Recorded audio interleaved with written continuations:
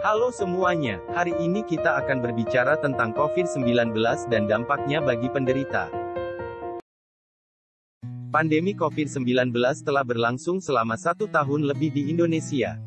Sudah banyak pasien positif yang sembuh dan yang meninggal selama pandemi ini. Tetapi masih banyak masyarakat yang tidak mematuhi protokol kesehatan, dan bahkan tidak percaya akan adanya pandemi COVID-19 yang masih berlangsung.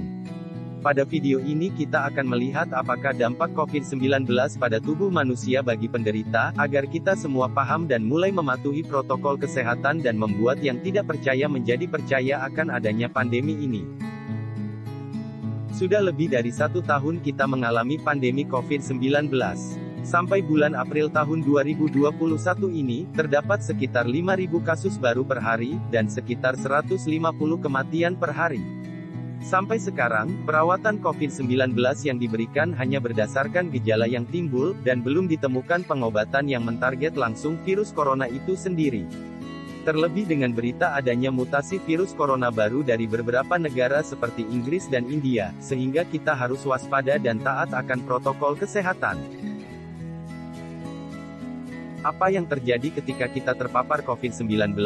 Ahli kesehatan telah mencatat bahwa gejala umumnya tidak langsung muncul setelah seseorang terinfeksi.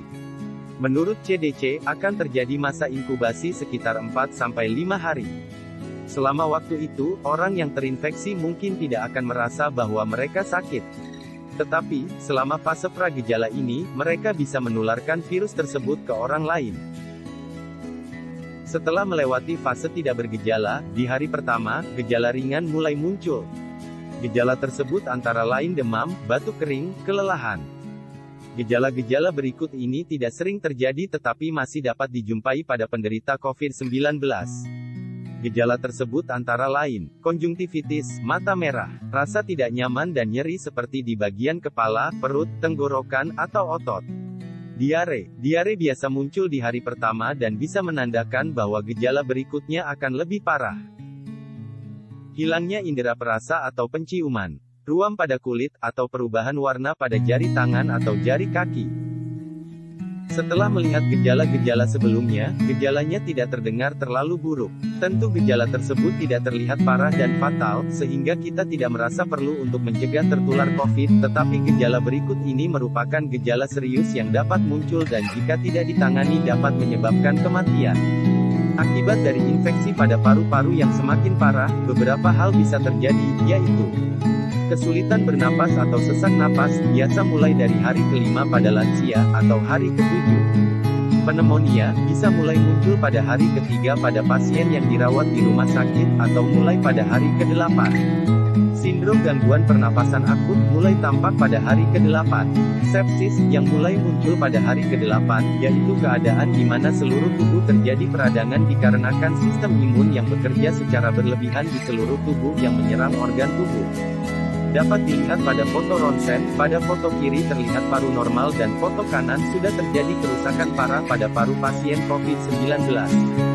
Berikutnya adalah gejala yang ditimbulkan karena kelainan jantung, yaitu nyeri dada atau rasa tertekan pada dada. Hal ini diakibatkan karena virus sudah mulai menyerang bagian jantung sehingga timbul kerusakan.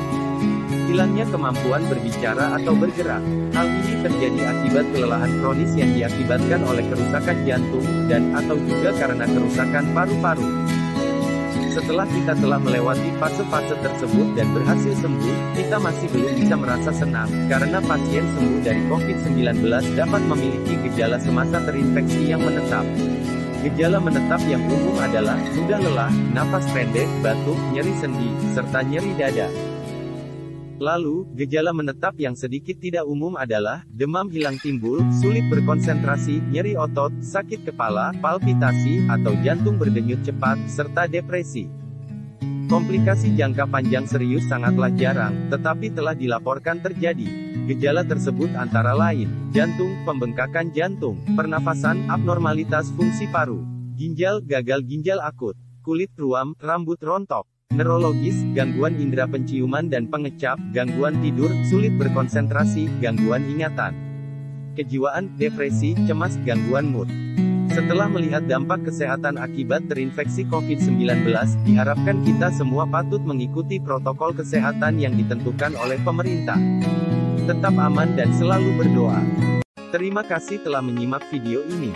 Semoga bermanfaat.